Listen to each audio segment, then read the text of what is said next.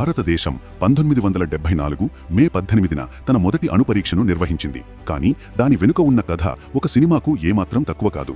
ఈ మిషన్ వెనుక ఉన్నది శాస్త్రవేత్త రాజా రామన్న. దానిని విజయవంతం చేయడానికి తన సర్వస్వాన్ని అర్పించిన వ్యక్తి ఆయన. 1962లో సినో-ఇండియన్ యుద్ధం భారతదేశాన్ని కుదిపేసినప్పుడు ఈ కథ మొదలవుతుంది. ఆ తర్వాత 1964లో చైనా జరిపిన అణుపరీక్ష ప్రపంచ శక్తి సమతుల్యతను మార్చివేసింది. భారతదేశం ఇకపై బలహీనంగా ఉండరాదని గ్రహించింది.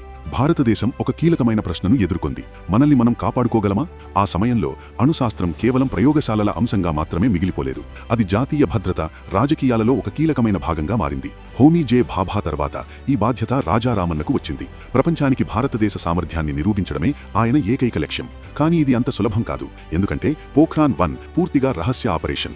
రామన్న ఆధ్వర్యంలో పనిచేస్తున్న బృందం చాలా పరిమితమైన వలయంలో అత్యంత జాగ్రత్తగా పనిచేసింది. ఇందులో సుమారు 75 మంది శాస్త్రవేత్తలు పాల్గొన్నారు. బయటి నుండి చూస్తే అంతా సాధారణంగానే కనిపించింది. కానీ అంతర్గతంగా ప్రతి అడుగు జాగ్రత్తగా ప్రణాళికబడింది. అమెరికా నిఘా, అంతర్జాతీయ అనుమానం, రాజకీయ సున్నితత్వం అన్నీ సవాళ్లే. అయినా ఆ బృందం వెనుకాడలేదు. CIA ఉపగ్రహాలు నిరంతరం గమనిస్తూనే ఉన్నాయి. పట్టుబడకుండా ఉండేందుకు ఆ బృందం సైనిక దుస్తులు ధరించి నకిలీ గుర్తింపులను ఉపయోగించి పనిచేసింది. ఎవరైనా అడిగితే వారు కేవలం మేము బావి తవ్వుతున్నాము అని చెప్పేవారు. ఇప్పుడు ఊహించండి, ఒకవేళ ఆ మిషన్ విఫలమై ఉంటే భారతదేశం ప్రపంచ ఏకాకితనాన్ని ఎదుర్కోవలసి వచ్చేది.